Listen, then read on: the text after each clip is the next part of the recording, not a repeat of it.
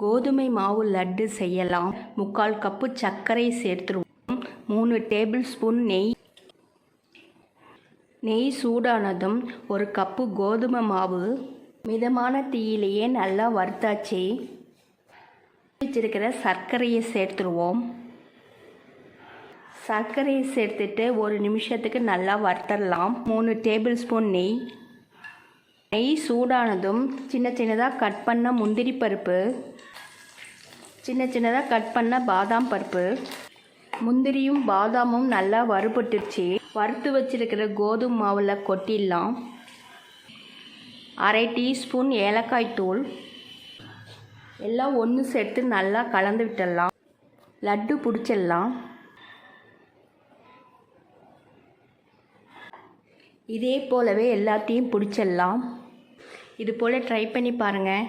Thank you.